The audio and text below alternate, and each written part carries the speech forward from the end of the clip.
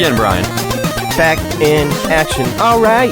Back in the saddle again. Welcome in, randos, to the Fandom at Random podcast. I am Ed, that is Brian, and we are very happy to have you back in our lives. We love you guys. Mucho happy. Always we love you, happy. randos. But we have a great, terrific episode today. We have a interview with a behind-the-scenes game developer, coder, one of our good friends, Chad Stewart. So we're going to do some movie podcast magic about halfway through this cast and after the news at random. And Chad is going to magically appear in Brian's seat. And Brian is going to disappear. I'm going to do like a 90s transform, like... Oh, can you edit that in the video? I'm going to try. I'm going to do my best. That'd be amazing. But yeah, randos, if you've ever wanted a behind-the-scenes look of what an actual game developer goes through in their daily lives, definitely check this interview out with Chad. He knows what's up. So it's not just Mountain Dew and Cheetos. Yeah, he's worked for Bioware, so I mean he's in the know. He's in the know, so you're going to want to check it out. He's in the how. So Brian, we've got some news at random to get to. Yes, we do. We're going to get right into it? I think so. All right, let's news time.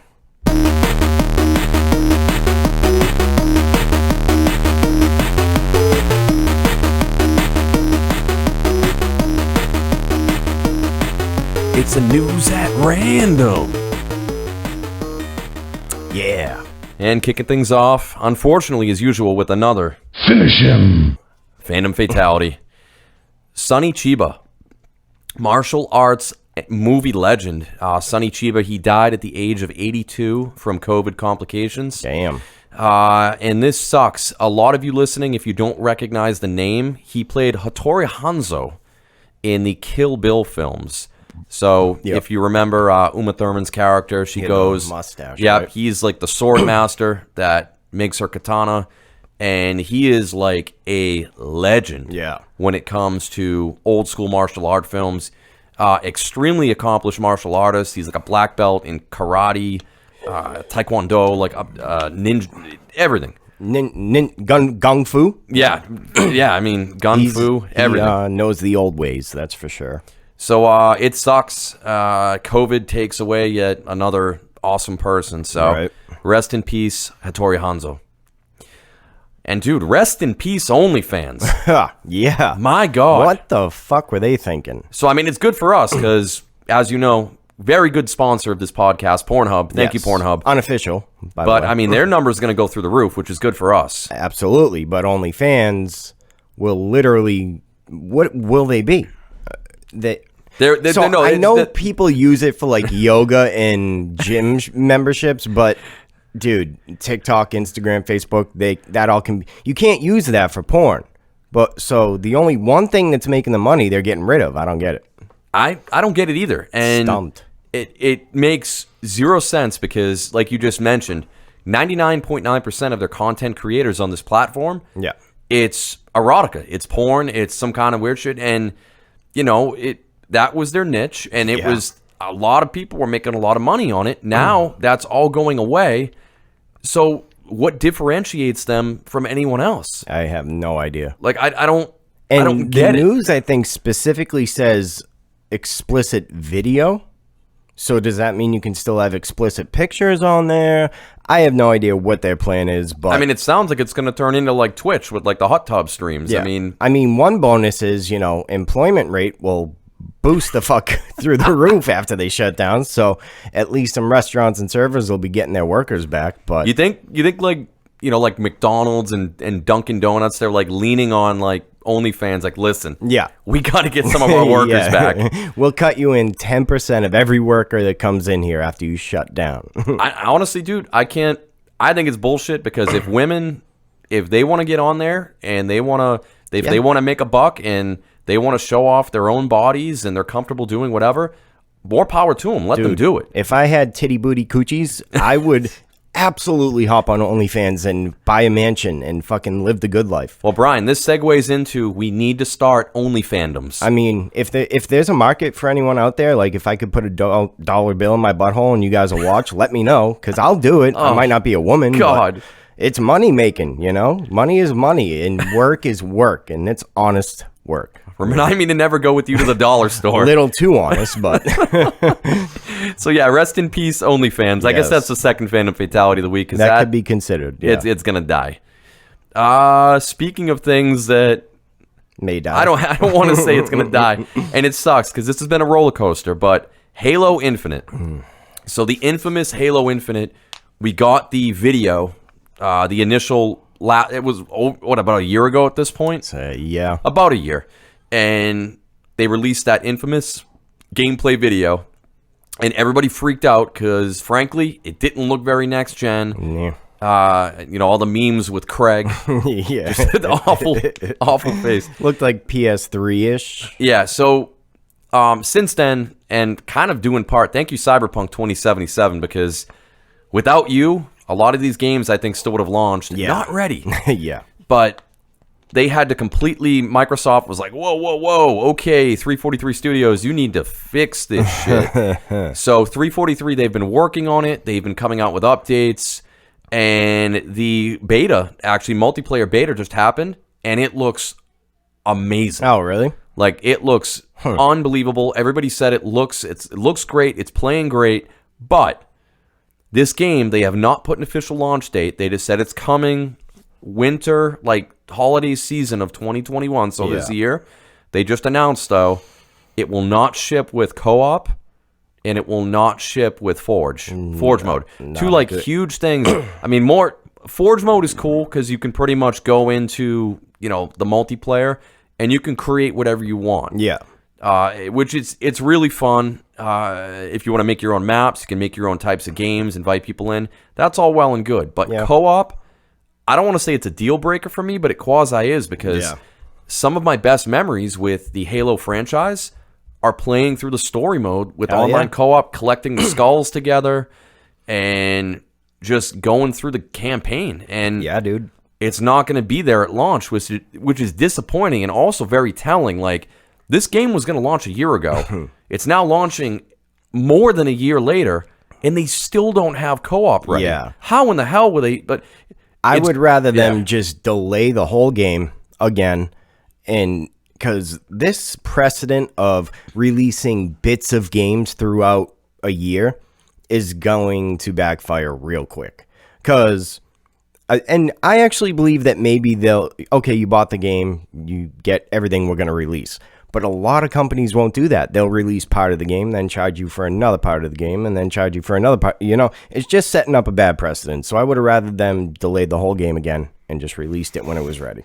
So they're still going to release co-op and Forge mode, but they're claiming it's going to come in the second season. Oh, God. So I hate these seasons bullshit, too. I don't know if they're doing like a season pass bullshit thing with this, which we see a lot of games going to that format now rather than microtransactions. So I don't know. I'm still holding out hope because this is Xbox's. This is their thing. Yeah, and Sony's got God of War and Uncharted. I mean, Spider-Man, Sekiro.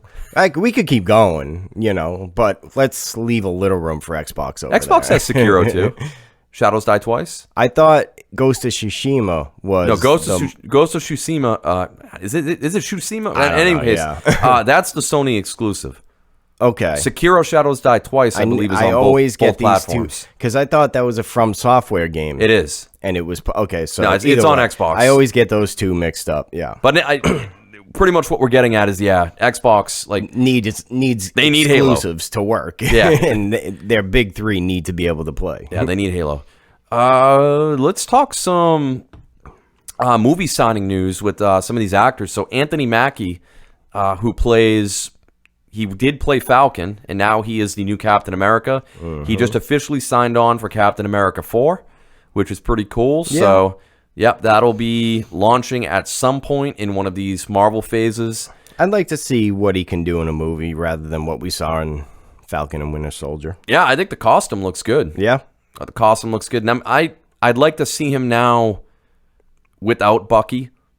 Right. Like, kind of let him stand on his own. Yeah. Kind of do his own thing.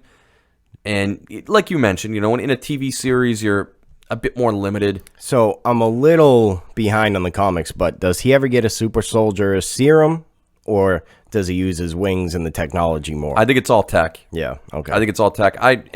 Rando's correct us on this. I don't know Marvel Comics nearly as well as I do DC. Right. But I don't believe Sam ever ends up getting a super serum. I think it's all through tech. But, I mean, it's in the comics, Bucky does get the shield at some point. So, I don't know. We'll see what happens. Yep. And then on the other end, Emma Stone actually signed on, and we teased this, I think it was a couple months ago at this point. She is officially signed on to reprise her role as Cruella. Yeah, saw that Cruella coming. DeVille. So Cruella 2 is in the works, which this was interesting to me because we've been talking about the Scarlett Johansson lawsuit with Black Widow and how, it's simultaneously launched in theaters as well as to streaming, and she didn't get any piece of that pie when it came to streaming, which was a huge moneymaker for Disney. And we mentioned, Disney just canceled the Tower of Terror film that she was like producing and directing and acting in. So she's on Disney's shit list. Just giving her the shaft. When this lawsuit came out, Emma Stone piped up a little bit, saying she kind of agreed with her. Yeah. Because the same thing happened with Cruella. And people were curious if Emma Stone was going to back Scarlett Johansson on this. It doesn't look like that's happening. Emma Stone was like, wait a minute. Okay, Cruella 2, you're going to give me a shit ton more money? Funny how these fucking celebrities all speak out about these ethical, political, moral issues in the world about how they need to stand up for women and the Me Too movement and all this bullshit. But when push comes to shove, when money is actually involved coming out of their fucking wallet, they can't stand behind Scarlett Johansson. It's bullshit as far as I'm concerned. Yeah, the Me Too, the prominent... The other Avenger actors, especially the OG ones, that was deafening. Like, silence. it would just take 5 Avengers to say, no, we're not doing... And Marvel would flip in a second. You know what I mean? But nobody did. Disney's a juggernaut, man. Who knows? What else you got, Brian? Might as well call them Skynet, for Christ's sakes. So... Call of Duty? Call of Duty, pretty... Depending on how you look at it, pretty big news because they just announced their new game for this year. It's called Vanguard. It will be set in World War II. It looks like dog shit, unfortunately, and also we kind of knew it would. They showed a trailer and a release date. It's going to be coming out November 5th, and it looks like it's going to be tying together into the Black Ops or Modern Warfare canon because they have some name tags from the special squad that is in Modern Warfare. It might be like a introduction to the squad that happened back in World War II. Either way, Battlefield 2042 is coming out this year, so I think this game is going to just get put in the background completely. So interesting. Yeah. But November 5th, that's a release date. It's your average World War II Call of Duty game. Nothing big, nothing different. I think they're just trying to make a quick buck off of it until they can do Modern Warfare 2 next year. Yeah, man. They just every year just rehash the same game. I mean, it's the Madden of first-person shooters. Right. At least Modern Warfare mixed it up a little bit, but eventually it just became the same bullshit. So, and I don't know, man. It's like World War II. How many times do we have to go back to World War II? That's what I'm saying. I understand it's like history-wise. If you're a history buff, it's one of like it's such an interesting time period.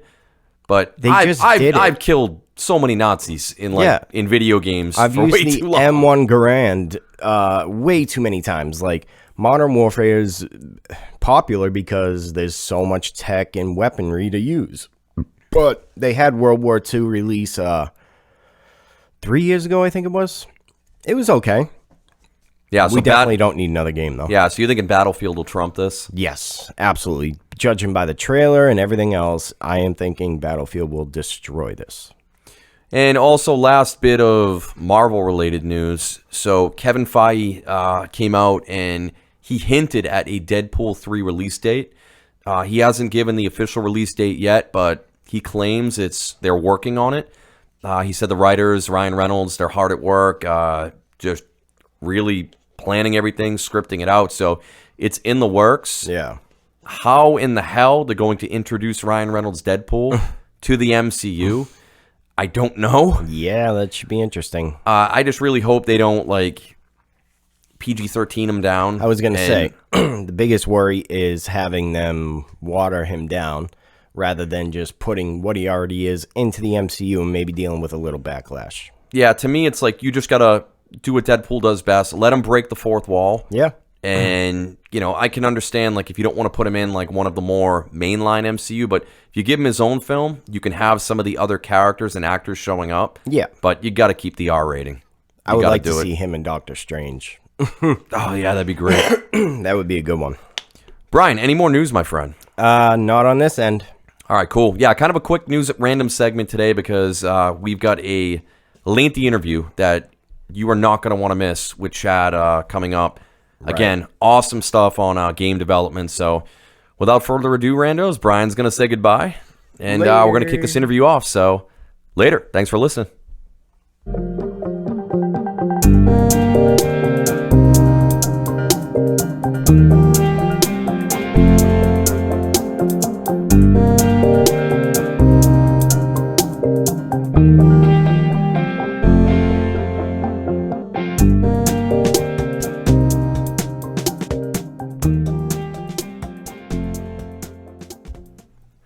What's up, randos? Welcome into another random interview. Today I am joined by my good friend, Mr. Chad Stewart. Chad, welcome to the podcast. Ahoy, hoy. Give you a little applause here. Thank you for coming on. Thank you. Okay. So, Chad, I'm happy to have you on. Obviously, our wives have been good friends for a long time. Very long. Which is how I met you quite some time ago. And Chad is a game designer, he's a coder, and he is a ultimate Frisbee enthusiast. Very enthused. Always enthused. But I appreciate you coming on the podcast today. And yeah, we've got some questions that I would love to pick your brain on, that Brian and I kind of wrote some stuff down. And you're the first kind of game designer, and we're both huge video game fans. I mean, cool. Going back to, all the way to the OG Atari, all the way to current day, we love video games, so it's kind of cool we're looking forward to picking your brain on some of this. Well, I hate them, so this should be interesting. Great. No. So let's kind of start at the beginning. So right off the bat, so let's kind of work your way up to how you got into game design. So what game in your early life do you kind of attribute to truly sparking your interest into the world of video games? Yeah, okay, so my first game that I played that really made me think I could do it, like maybe I should do this for a living, is a little on the nose. It's called RPG Maker. Oh, okay, yeah. Yeah, it was actually for the PlayStation. I didn't really have a computer when I was younger, and so this was like my first foray in anything creative. So RPG Maker for the PlayStation, you had to work within the limits of the software. Yep. And they didn't have any programming concepts, really. They had like scripting language that you could do, but you couldn't change the battles. You couldn't do any of this other stuff. And for some reason, I was like, I don't want the same battle system as everyone else. I don't want to play Dragon Quest again because that was the battle system. And so I worked out some crazy hacks to like make my own battle system where you just like moved up, down, left, right to like choose actions and stuff like that. Sure. And like I hid a new health system in the inventory, just like 10,000 items nice. Between whatever you have, and the bottom was an item called health, which you could have 0 through 99 of, and mana. And so yes, that was like super cool to me to like hack it and be like, I can't believe I got this working. And that's like everything that computer programming is like, wow, I can't believe I got that working. Yep, absolutely. Even today in reality, real life programming, it's like, oh, this might work. Oh, this won't work. Like your system's like, this won't work. There's no way this will work. Oh, there's got to be a bug. Oh, I can't believe that worked. Oh, it's worked. Oh, I'm the best that ever existed. I can't believe it. Yeah, and it's great. I want to pick your brain on coding a bit more. But it's funny you mentioned RPG Maker. I also played that game on the original PlayStation, mainly due in part to really my first foray into RPGs was Final Fantasy VII. We'll have to get our Dex drives out. Dude, let's do it. So, okay, RPG Maker. And then overall, what would you say like is your favorite game of all time? It's Tecmo Cup soccer game for Nintendo. Okay, yep. I don't have to think about it. There's a pantheon, there's a top 5, but that's always at the top of the list, and a soccer RPG for the Nintendo. I call it Tecmo Cup Soccer Game because that's how I knew it. That's how I grew up with it. In America, that's what it is. But in Japan, it's actually called Captain Tsubasa, and it's an anime game, and that's why it's like able to be a sports game. But I'm an a big RPG. anime fan. Yeah. So to port it to America, they're like, no one knows who this is. Like, Right. This is before anime is like a thing that you really mainstream hear about exporting to the U.S. And so they changed the main character to look like Zach Morris. Very American. Well, it's all right because he's been Saved by the Bell. Ooh. Yep. So yeah, really crazy, really awesome. And if you've never heard of this game and you're like, oh, that's interesting, I'll try it out. You might already have if you've played Final Fantasy X, because it is Blitzball. No shit. Exactly Blitzball. There's almost no differences. Oh man, I've got to check this shit out now. I love Blitzball. Yeah, I got a friend to play it recently for the first time. He plays lots of retro games on Twitch. He's actually the co-developer for the game I'm working on, because I noticed the similarities between what we were doing in that game, and I was like, wait a second, am I making my favorite game? Okay, whatever. So he played recently. He had so many moments where he's just like, oh, I can't believe I scored a goal. Oh my God. And like the feeling is mirrored in the game because all the teammates are like, ha. Yeah. Oh, that's amazing, man. I got to check this out. Yeah, so what is it one more time? What is it called? Tecmo Cup, soccer game. Tecmo Cup, soccer game. They All right, were I'll trying to check feed that off shit out. their Tecmo Bowl marketing they already had built in and release another Tecmo game, but really it was Captain Tsubasa. That's awesome. So bringing up coding in general, how did you learn to code? I was basically thrown into it when I went to college. So I had no idea what I would be doing at this program called Full Sail. At the Florida, time, correct? In Florida, in Winters Park, Florida, which is like, it's basically right on the border of Orlando. So it's called Full Sail. At the time, it was called Full Sail Real World Education, and now it's called Full Sail University. Mm-hmm. Now that they've grown enough and have more accreditation. But I went for a tour, and like it was like game design program, blah blah blah. And so everyone who's there is like excited, like, oh, I like games. I'll get to make games. This is great. And then once we started the program, like the first thing they were like, yeah, by the way, sorry for all the marketing you might have heard up until this point. This is a hardcore programming program. Like you're learning how to do like really crazy low level programming. You're not doing game design. This is game development. Sure. That's what they call it. They dropped it used to be called game design and development, and they dropped the game design after that because they realized like half the people that were coming in were expecting no math, no logic, no anything, and then they're like, why is this hard? Like, yeah, they're picturing being in a room with like a whiteboard and just spitballing ideas. Exactly. Yeah. It's crazy how many people tell you like, oh, I have an idea, and you're like, good, write it down. Go file it in your filing cabinet, because like execution is crazy hard and crazy long. You can't survive on having ideas because like you need 2 years of doing ideas and sticking with the idea that excited you 2 years ago. So it's kind of crazy how much you have to like figure that out early. And the way that Full Sail's structured, it's intense, and every single month is considered a semester. And you go to 2 different classes. You only have 2 classes every semester, but you go for 40 to 48 hours a week. And so you can't hold down another job. Like you can't pay your way through it. It's incredibly hard. And they tell everyone like, you will probably fail classes if you do this. And if you do fail classes, you basically just stay behind. It's like being in school. If you fail the grade, you repeat 4th grade. Sure. It's the same thing every single month. So any month that you fail, you stay behind, and the rest of your class moves on without you. Interesting. So. Yeah, I mean that's kind of almost video game-esque. It's like they all get to level up while you die and you have to repeat the same level. Yeah. You got to respawn in behavioral psychology.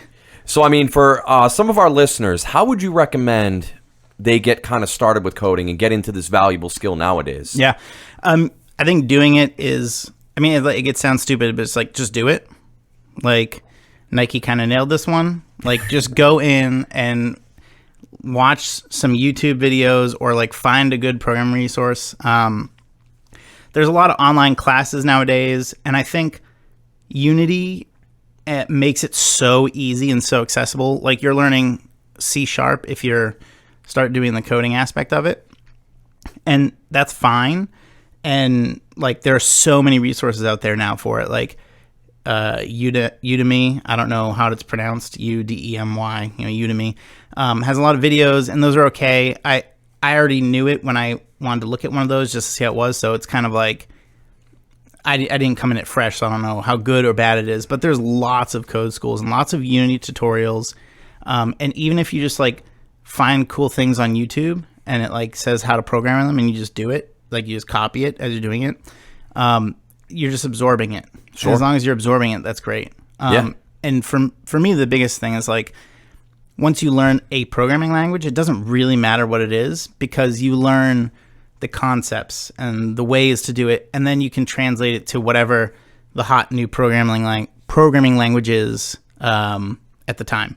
So like, for example, I am primarily a C++ programmer, whereas Unity is C#. But I do a lot of C# because I do a lot of projects in Unity, because people want you to do it in that because they want to be able to tweak it after, or they want to be able to do design really easy. Okay. But any big game company is probably using C++, and it's like, it doesn't matter to me when someone's like, oh, can you use Java? I'm like, yeah, sure. Yeah, because the fundamentals are there. Yeah. You can just kind of move over. And Exactly. I'll just say, yes, I know how to program it in any language. Doesn't matter. And then you just go kind of research like what the differences are and what the syntax is. It's not like learning a new foreign language where like some things are fundamentally too crazy to grasp. But yeah. Yeah, that was a great analogy and a lot of good information.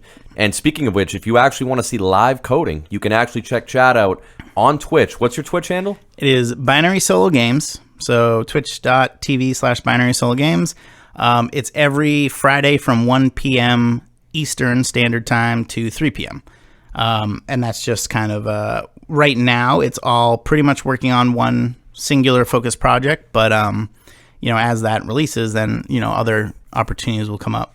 Awesome. So before we get into Binary Solo, let's kind of, again, we're kind of walking the timeline here. So obviously you lived in Texas for quite some time. And my wife would talk about all the time, my good friend Ange out in Texas, yada, yada.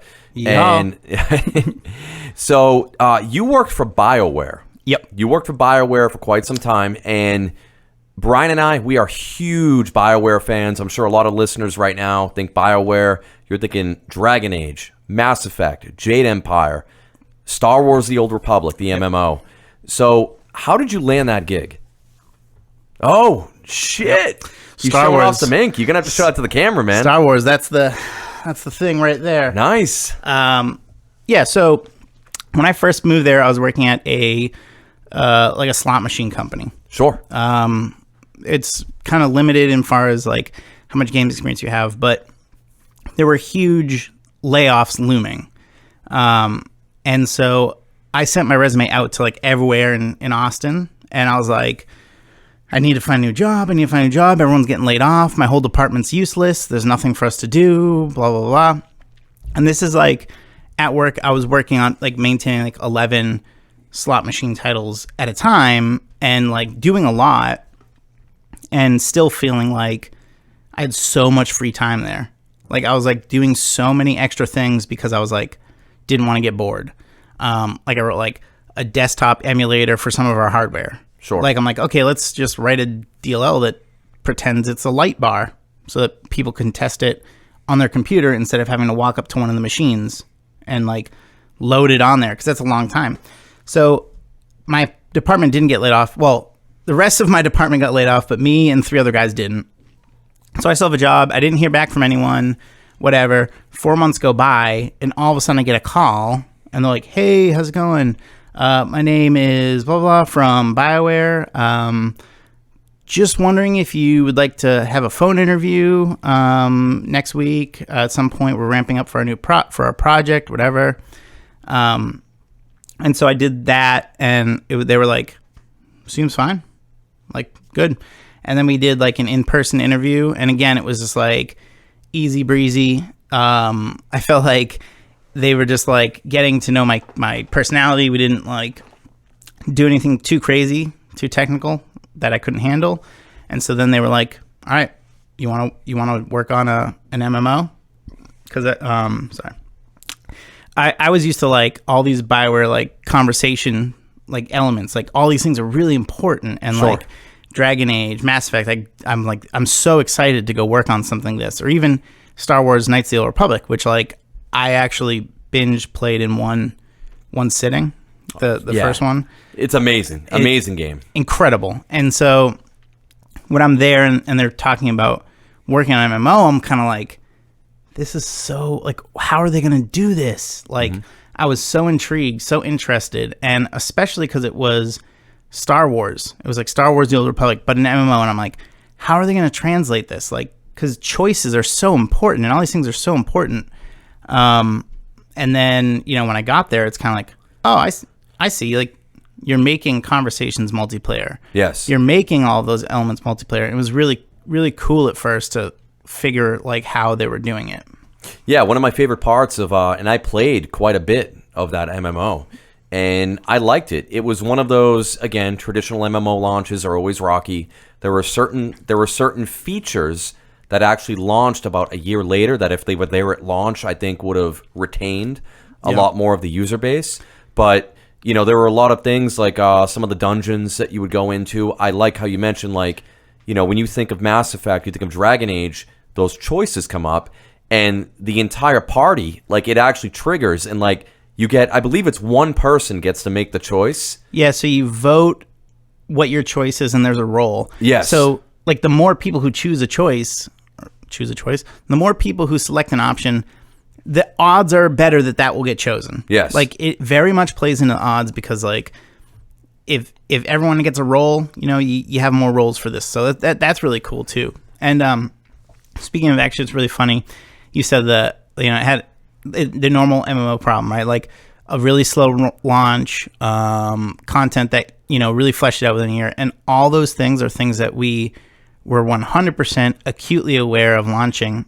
Every year that I was there was supposed to be the last year the game was in development. Sure. So all 4.5 years that I was there, it was the final year to launch the game. And a lot of decisions come down to when it's that close to launch, you're like, well, we can't go too crazy. We can't do this. We got to just finish this one thing, keep our heads down. And if you follow kind of the saga of even just publishing that game, where when it first started, it was Bioware and they weren't owned at all by EA. So you have Lucas in there and they're doing stuff. So then EA decides to co-publish the game. And then EA owns Bioware. And then Lucas is owned by Disney. Like, every single thing, like, shakes up that entire pipeline. Yeah, there's a lot of different kind of people just putting their fingers into this. Yeah. And so, like, an easy example is, like, the voiceovers in that game. You know, they were sent out to Lucas, who had, you know, their studio, and they'd record them and bring them back. When Disney bought them, they were like, we need to reevaluate that whole process. Like, why are we doing your voiceovers? Why are we recording everything? Like, every single thing gets looked at. And up until that point, Lucas is very, very careful about every single item we want to put in the game. Sure. To the level of like, no, you can't have a gradient from white to black. It has to be from black to white. Like in certain things, like a lightsaber. Sure, yeah. Right? Like, it can't be darker on the edges. It has to be lighter here and there. Like, we tried to get a very Kylo Ren style lightsaber early, before that was a thing. Before the Force Awakens was announced. It wasn't exactly that, but, you know, a different one that wasn't your classic lightsaber. And Lucas is like, no way, get out of town. That's insane. We're very set on how certain things are. And then once Disney came, they're like, okay, we've eradicated all of the extended universe. They were much more forgiving for certain things. Like, interesting. make your game. What do we care? Yeah, it's so funny too how they, making this scope of a game during that scope of an acquisition. I mean, Disney swooping in and then gaining the rights to Star Wars. And, I remember because I was pumped about this game at launch because, like you, huge Old Republic fan, love the original solo RPG. Yep. What could they do with the MMO? And to this day, like, I still enjoy the MMO. I think it's a great game. It evolved, and especially after about a year, they brought in some more quality of life changes. I think that's when we launched Rise of the Hutt Cartel, Yes. the first expansion. Yep. And I think we had just completed the transition to free-to-play at that point. And even that is a wild thing, too. That, like, imagine this game is in development for so long that subscribing to the game is a thing when you start the game, and by the time you're done, everyone's like, whoa, monthly subscriptions, no thank you. We like our free-to-play with microtransactions. Oh, like, yeah. Everything changes while you're making that game, which is I think it's a really funny thing about when people talk about, like, oh, this game is a clone of whatever, and they're released with it anytime. Like, if it's not released 2 years later, I'm like, it's just groupthink. Like, there's no way that this game was in development for 1.5 years without knowing about this other game. Sure. And happening to pivot into that in 6 months. Like, in 6 months, it's really crazy to pivot unless you're Epic and you have like 500 people ready to just tweak your game rules to become Fortnite. Yeah, ripping off Among Us. I've been reading about that too. That one is super disheartening. Yeah, and I won't speak too much to it, but like, because I have plenty of friends who work there, but it's like it's very clearly Fortnite has to stay relevant. Any game that lasts that long has to do something to stay relevant, and they're making so much money on a genre that's slowly fading out of our purview that it makes sense that they're trying to switch it up. Makes sense, yeah. Keep the streams going. I think that's the big reason why they do it. That's the big reason why Among Us hits so well. Is it's a game that's not only great for the streamer because they can actively be like, I'm not looking at chat right now. Sure. Like a mental health thing for the streamer to be like, all right, now I'm taking a break from chat so that you don't spoil who the imposter is for us by stream sniping. Right. But then also because you can do all these collabs between all these streamers who are like, everyone's playing, everyone's watching each other, everyone's talking to each other, and everyone's becoming household names and lifting each other up. It's easy to see that why it's a hit, and like what Fortnite wants to do is they want to keep riding whatever's hot. Yeah, and they will ultimately, another phase of game will come along, and it will kind of rewrite everything. Yep. You've seen it with MMOs, then it was MOBAs, then it was online battle arenas, then it shifts. Yep. The whole industry comes in cycles. But my next question to you is to kind of stick with Bioware before we move on. So obviously they're a large developer. When you got in there, I mean, did that live up to your expectations when you were trying to get into the field? And then, like many of us, including myself, including Brian, like when we think of a video game company, we harken back to like, Grandma's Boy.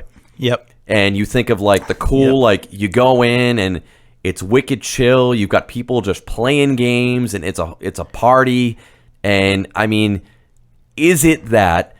And on the flip side of it, not to hit you with too much, but obviously crunch is a huge thing in the industry right now, because on the other end of the spectrum, we the people outside the industry perceive it as all fun and games because you're working on a game that we all love and enjoy. But you're behind the scenes. Did it meet your expectations when you got into this? And then did you ever experience any kind of crunch? One, are you saying I act like JP? I'm offended. Because that'd be my job at the company. Say it on my face. No.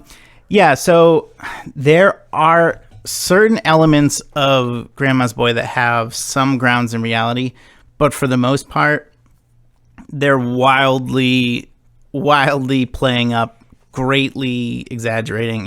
Sure. the idea that someone who is doing a full-time job in QA could develop a like full 3D crazy game that is actually on a disc that your Xbox will read is absolutely insane, because Demonic. not only is it just hard to make that much of a game in your free time. I mean, and it is done, but usually by more than one person. If it's basically Predator, it looks like Predator in that movie. Yeah, pretty much. But the whole certification process for games is also really intense. And to think that they would have just snuck in a game to Microsoft to be like, hey, can I please put this on a disc and like I'll pay you all the money and we make it, is absolutely wild. Quick funny story. I don't know if you realize this, but the game is called Demonic. The game was actually tied in. They actually paid the developers of the game to get the game in the movie because it was supposed to launch. It's a real game that ended up, after the movie, it didn't do as well as they anticipated. It became more of a cult classic, and then the studio went under, so Demonic never launched. Yeah. And I was looking forward to the game. I used to get, way back in the day, Game Informer, all that stuff, and it seemed like a cool game. Like you said, almost a Predator-looking dude comes from hell, and he has all kind of demonic abilities, and it looked brutal, but they took that concept, plugged it into the movie. It didn't work out. Game got canned, but yeah. Yeah. I mean, as a QA goes, like there's definitely elements in that movie that are pretty accurate, at least in terms of Bioware. I mean, even just game development, like having a break and going to go play something other than a game can be like a huge thing on a company. Like I think we had, I don't think we had a ping pong table there, but at Multimedia we did. And that was always a big thing, is like everyone would go on break at the same time so that they could all play ping pong together. We had like this game we played in a parking garage that was like, we thought we invented this cool spin on hacky sack volleyball until we found out that like Tapak Nagra is a thing in Thailand and they're insane. So we always did coordinate our breaks. At Bioware, like there were definitely like, you could tell like a clump of time when a bunch of people would take a break together and go do something, and it was like we had couches and it was relaxed, and it was very much like that. Like if we had a DDR machine, I guarantee you there would be people competing. If you went for a 10 o'clock coffee, there would be people there. If you went for a 2 o'clock coffee, there would be people there for sure. High score. Does that mean I broke it? Yeah. What does that mean? Yeah. Oh, yeah. The programming stuff and the JP stuff, that's absolutely ridiculous. Like, especially at a big company, even people who are amazing, even people who are like the best programmer at the company, they're still surrounded by 10 other people that are on their team doing the rest of the work. Sure. And they would never be saying like, let's just make these elves green. They would never be saying any of the art stuff for that. They might go and tell the artist like, hey, this model doesn't work because these rules that we set forward ahead of time. But like even that part, there's a specific job, or even at companies that are bigger, a specific team that deals with being the bridge between programming and art. Like at Bioware, I think we had, I want to say like 48 people programming when we were at about 200. Wow. But at our height, when we had a full-fledged QA team, we had outsourcing and stuff like that, not including the outsourcers, we had about 400 people at one point working on this game. Wow. So, yeah, to think that someone would get an office that big is wild. Well, it's JP. It's JP. So at some point, you parted ways with BioWare, and you started to pursue your own development aspirations with Binary Solo. So tell us about Binary Solo. Yeah, so when I first went to work for BioWare, I was excited because of the games that we had been made in the past. And I didn't really enjoy working on MMOs. And I had actually only ever played like one or two MMOs up to that point, and I got so addicted that I decided I really couldn't play them. Like, it wasn't healthy for me. That happened to me with WoW. Yeah. So for me, working on it, I was not as excited. Then basically after that, it was like, okay, either you're going to work on the expansion, which I worked on one of the expansions, or you'll work on this new game we're making, which was poised to be another MMO, or like maybe not quite MMO, but at least a multiplayer online title with persistent currencies and all that good stuff. So I was kind of like, okay, I think my time here is done. I want to make the next Final Fantasy Tactics. I want to make something that is like closer to my tastes. And luckily I shared tastes with someone else at the company, Zeb West, shout out. And we started a studio ourselves called Binary Solo. And we kind of were thinking of crazy ideas because the way the game industry is structured is it's a hit-driven industry.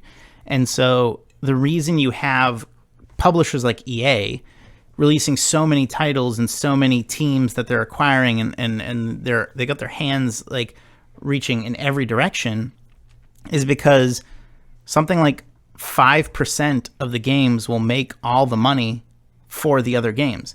Not 95% will fail, but 95% of the games won't make double or triple their budget. Sure. Which, if that happens, that means you're scared to make the next game, which is why so many studios go under. Like that company you were talking about, Demonic, like to have enough runway to complete a game, like that's a lot of money, a lot of investment, a lot of people, a lot of man hours. And at that point, like if it flops, that just means there's no money to make the next one. Like there just isn't. You have to go out and get another investor. So you negate that model by having a publisher for your game who gives you a lot of money, and then if it doesn't do well, they eat some of the losses as well. Yeah, no, that makes sense. Yeah. Yeah, it's a good introspective way to think of it. And so we kind of were like disappointed, like I wouldn't say disappointed, we were jaded about that same model, especially when the game industry functions like a Hollywood movie studio. You have a project, you know you're going to work on the project. The project naturally needs less people at the beginning during pre-production and more people when you're really going hard at it. And it's really hard for game companies to just find the exact right number of people so that it's even the whole way through and no one gets laid off right when the project's done. So we were looking to try and innovate on like the model of games, which we didn't do successfully, but we'd at one point got this idea in our head that we were going to drive around in a food truck and offer our bespoke games to people or something. And that morphed into what we actually did, which is we did a cross-country tour where we make a game in our van. That was my next question, the Indie Van Game Jam. Yeah. So the Indie Van Game Jam, that's what we did. We did this thing where we drive across the country, interview game developers, and make a game on the way. So we drove, for example, to, and we have plenty of unreleased episodes, so when I say this example, I'm sorry. We drove to Clay Entertainment. They made, I think it's called Shadow the Ninja, Don't Starve, and great games. Griftlands, I think is their new one, which is amazing. So we drove there, for example. We made a game where we thought the art style was heavily played into the game because we thought that's what they did really well. They did really gorgeous 2D art, and it always fit the game really well. And so we made a small game about paddling at sea, and like the art was super important. It was 2D, but it was like a 3D, like a sphere, and like there was like all this like lightning and like all these things where the art was really important. And so we get there, and then we show them the game. We do a lot of interviews and a lot of time and hang out with them. But like, then we do this thing where they sit down and play our game and give us feedback and tell us like, what's up? Like, this was bad. This was good. Oh, we wouldn't have made this choice because of this. Like, oh, here's our pro tips. You know what I mean? Yeah. And then we fix it on the way home and release it. And that all came from our idea of like, why would we spend 2 years making a game, spending our entire budget and hoping that it works. Trying to think of how to do it, because like there are plenty of people who make smaller games and they live or die and they hope to make the next one. But for us, it was like it's doing the same thing on a smaller scale, and those hits are just less common. Like you're hedging your bets, but at the same time, like if you release a really small game with not much content, like it really needs to catch fire in order to do numbers. Oh yeah. Like people don't, as much as people say they would just like a smaller experience, like on the broader scale, those people don't pay enough money to pay the bills unless you can live extremely frugal. So, yeah. And I remember like when you guys came back, you ended up based on that Indie Van Game Jam, which again, Rando's listening. If you're not familiar with what a game jam is, pretty much you have a very small amount of time with an idea with a very generally small amount of people, and you try to develop a game or a concept very quickly.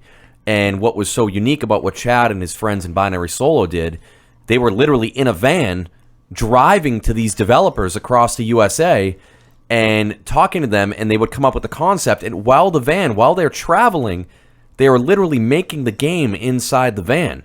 Yeah. And it was such a cool thing. Like when you guys came back, I remember Chad, they actually rented out a movie theater. My wife and I went, and we actually watched a documentary based on this. Is that on YouTube?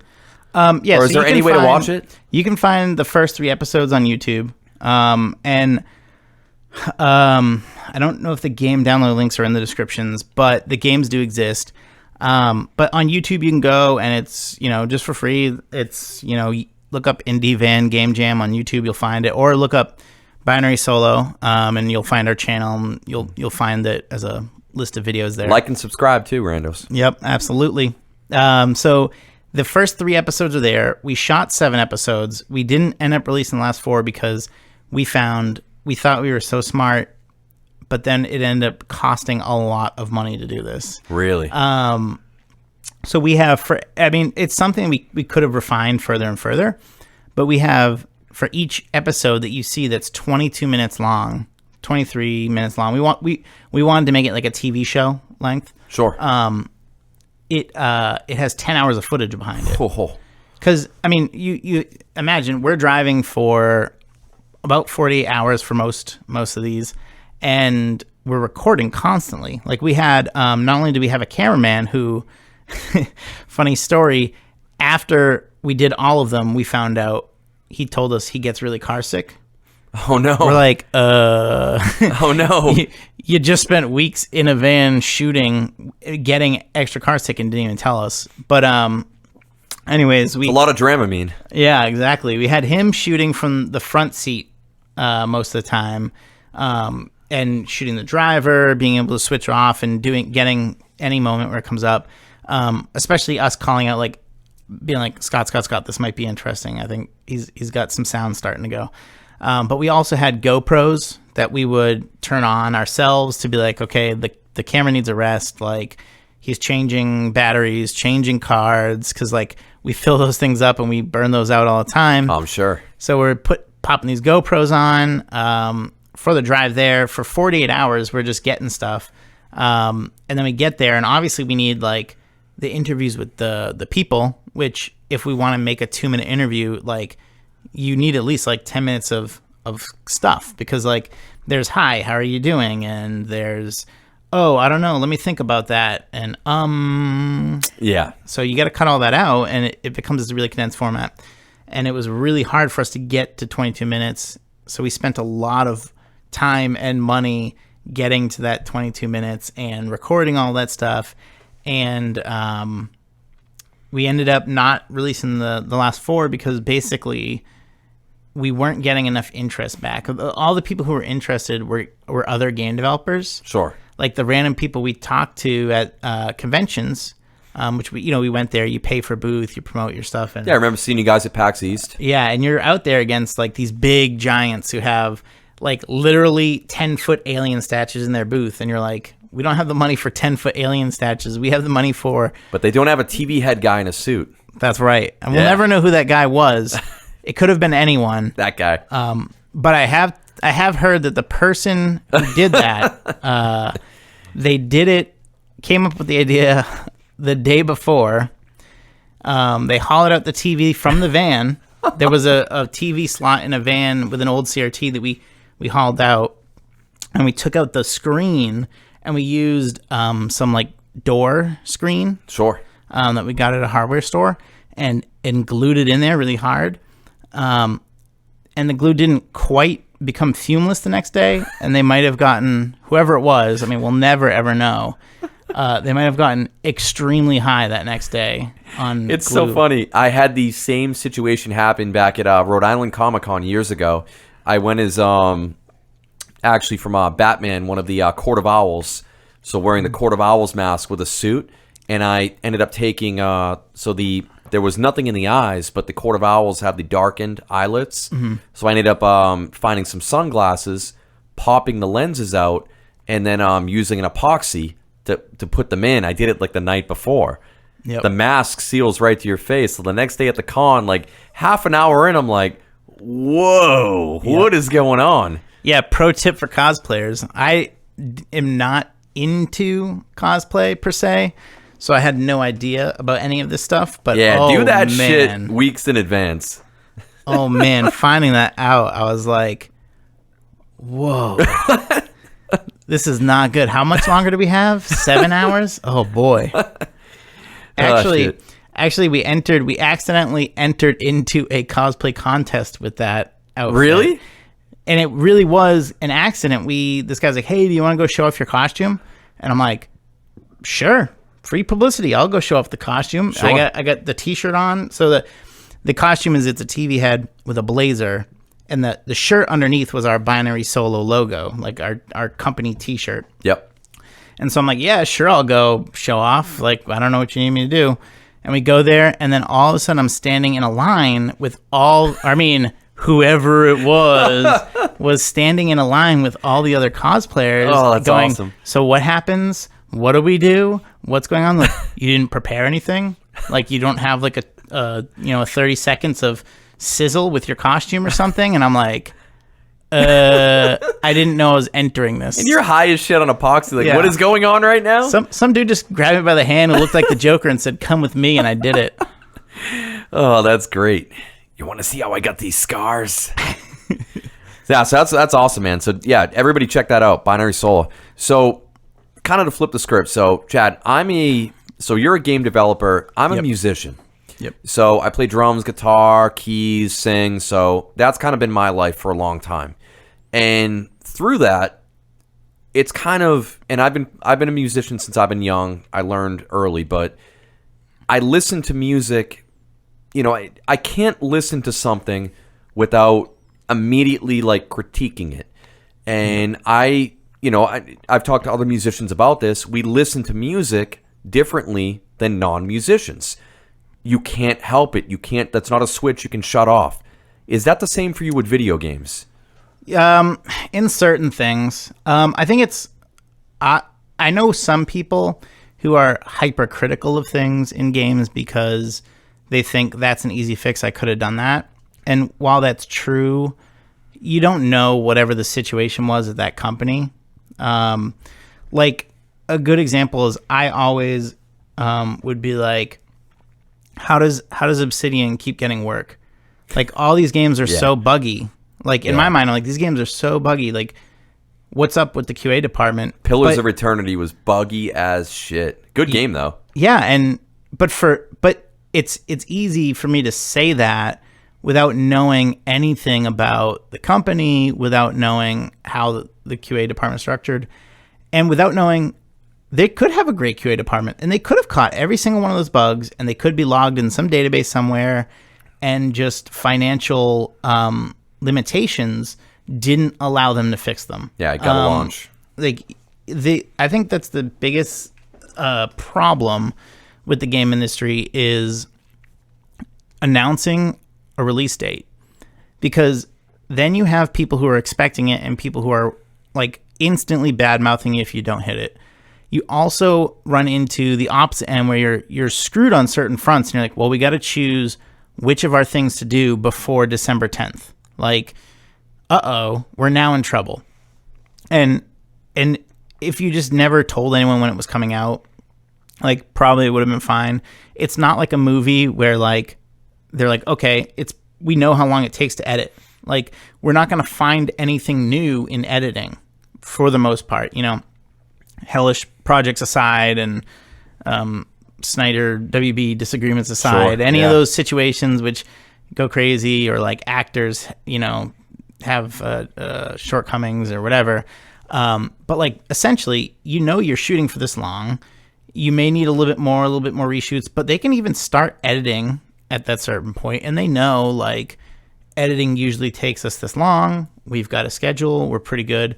With games, some things might not even feel fun until like a year and a half in, and you're just hoping and praying and banking on the fact that you thought it was going to be that fun, and you just haven't worked on it enough yet for it to become fun, or you haven't tweaked some element of it just right to make it become fun.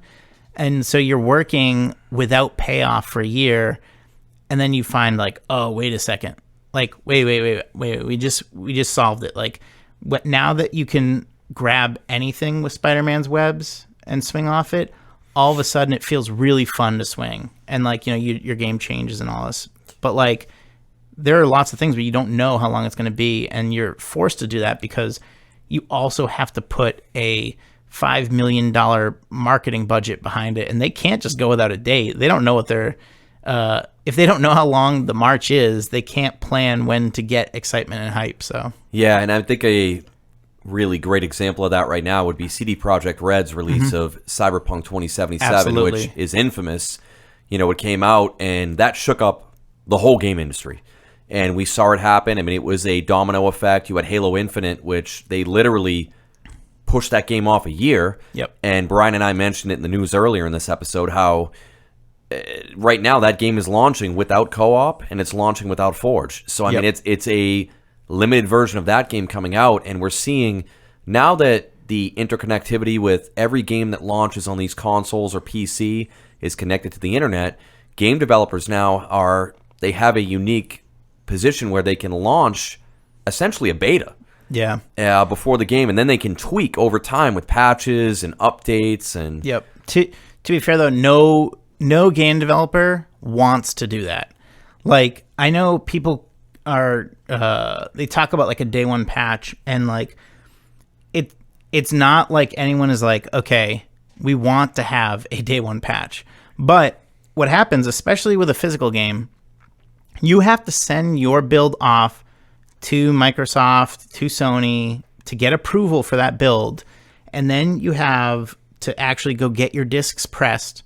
And so if you announced a date of November 1st, for example, and it comes September and you have this nasty issue or whatever it is, it's already too late. Like, you already have to have started all these other processes. So that's what the day one patch provides, is that, like, you're working right up until a date. And some people will be like, oh, well, the content was on our disc. And that's totally true for certain things. Like, if we have the models for this character, and we have, like, say a section where it's too buggy to access right now, but we have the art for it, absolutely you want to put that on the disc, because the alternative is you're downloading that. And those are the biggest files that we can ask someone to download. Sure. A model with textures, and especially if there's unique audio, like, say, voiceovers and stuff, that's like, we're talking about gigabytes of stuff that people need to physically have, but isn't ready yet.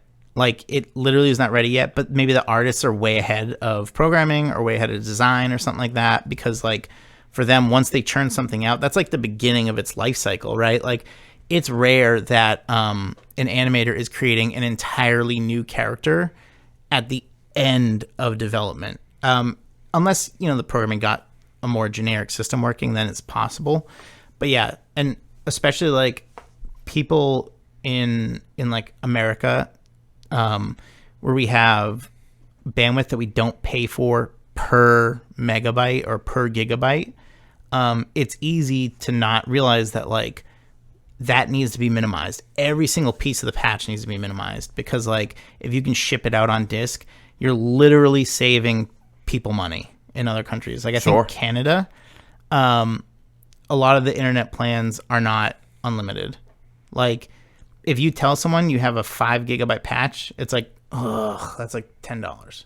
I mean, that's not how much it is. I don't know the conversion. I don't know any of the rates or anything.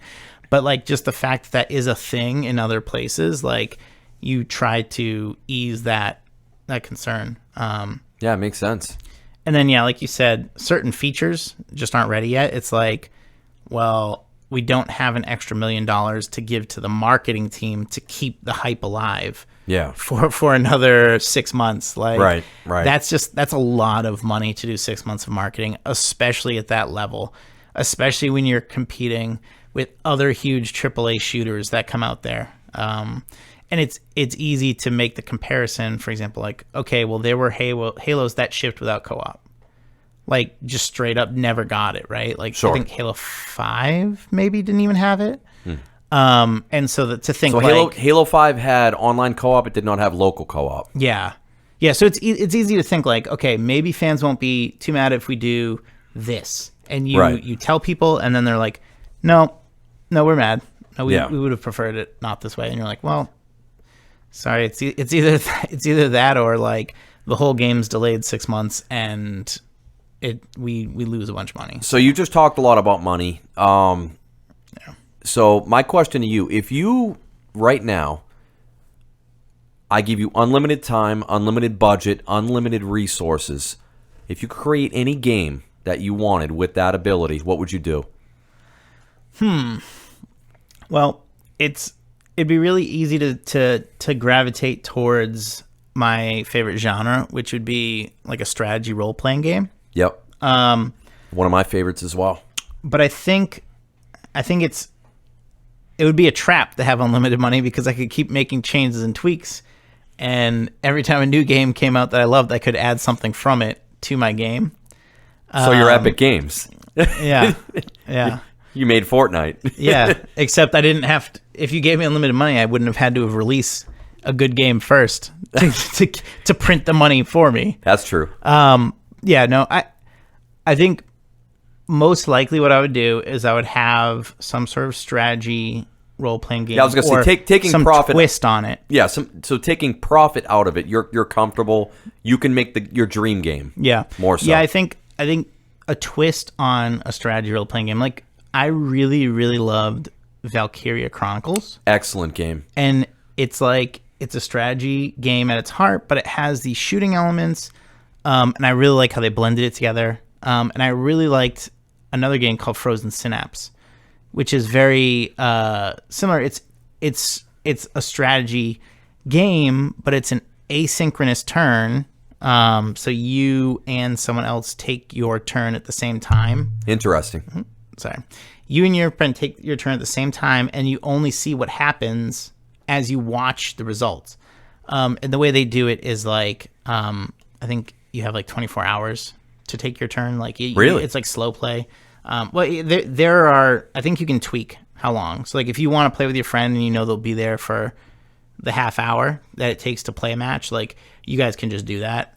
But basically like you plot and plan, you're like, okay, I'm going to face my guy this way, and if someone comes in range, I'll shoot them, or I'm going to shoot my rocket at this wall, and I bet that they'll go try to hide behind it, and like, so you're doing all these things, and then you watch what happened, and you're like, oh man, he did something I didn't expect, which I think is really exciting, because that's, I think, the one thing about strategy role-playing type games that I dislike is things become ideal to do. Things become a dominant strategy to do.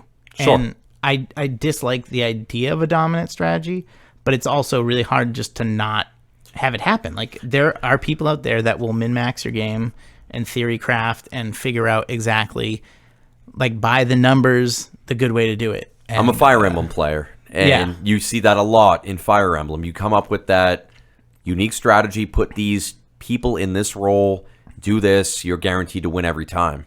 So I know what you're saying, and I love tactical strategy games. I really do. Yeah, I mean, that'd be cool. Yeah, I would love to check it out. And then I think narrative would be a huge thing in that game too. Like, games, I think, speak to things, and each contains, like, especially indie games, contain like a little bit of the personal life and experience of that person. And even if it's subtle, or even if it's in the game design decisions, like, that would be the other thing, is I would probably create something very very personal to me. That is a great segue for our last question. So, is there another game designer or creator in the industry that you look up to? So, some of the greats that came to the top of my head that I wrote down, obviously Shigeru Miyamoto, Sid Meier, Hideo Kojima, John Carmack, Tim Schafer, etc. Some of like the big players. I mean, is there somebody in particular that you look up to? One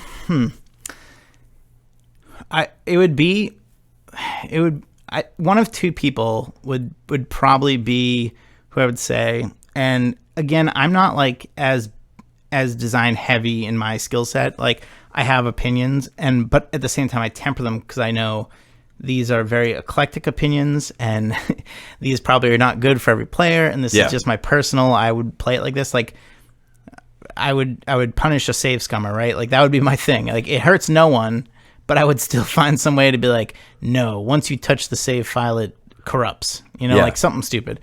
But so I think two people who do lean into a very similar idea of it's okay for there to be things that are hard and challenging are Bennett Foddy. He did the most recent, which would be the most closely attached to his name, would be Getting Over It with Bennett Foddy. Okay. It's a game where it's really challenging to control, and all you have is a guy in a pot with a hammer trying to traverse to the end. And that comes from like a very similar style game like QWOP. Have you heard of QWOP? Yes. Yeah. That game is very interesting to me, because it's like controlling each muscle of a person. Mm-hmm. It's so nonsensical, and it's so hard to do, and it's like, maybe that's more exciting of an action that was broken down, but the idea that like something as simple and mundane as moving your legs could be so intensely hard is very interesting. And then on that same vein, Lucas Pope, I think, would be a good one. He did Papers, Please, excellent and game. Return of the Obra Dinn. Also Jinn? Excellent game. Jinn? I think it's the Obra Dinn. I think so. That game is fucking amazing. Yeah. The fact that Papers, Please is about checking paperwork, and it's not anything else. Yeah. And it still gets so crazy and fun and challenging at times, and it has a lot to say, and it 100% does not just try to devolve it into some known formula, some shooter, some something else about it. Is really, really interesting to me. And I think that game specifically has a fair amount of influence on the latest game that I'm helping to work on, called Hisatu No Saku, which is, it's like this, a similar concept where there's people waiting to come in or not. And it's not about paperwork. It's more about like feudal Japan, just trying to read people. But like, I think that has a lot of influence on the game.